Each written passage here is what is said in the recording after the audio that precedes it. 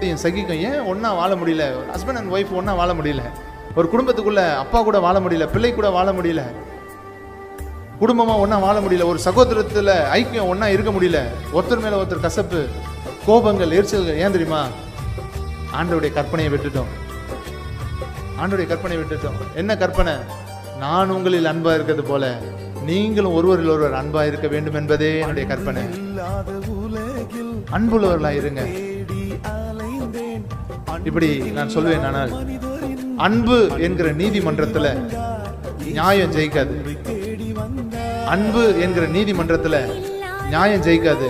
எதுமா ஜெயிக்கும்? யார் சகிக்கிறாங்களோ அவங்க தான் ஜெயிப்பாங்க. அல்லேலூயா. சகிக்கிறவர்கள் தான் ஜெயிப்பாங்க. அப்படிதான் இயேசு ஜெயித்தார். அவர் சிலுவையை சகித்தார், அவர் ஜெயித்தார். அல்லேலூயா. நம்முடைய பாதையும் அப்படிதான் இருக்கணும். அன்பு சகலத்தையும் தாங்குங்க, சகலத்தையும் தாங்குங்க. ஒன்னு விட்டு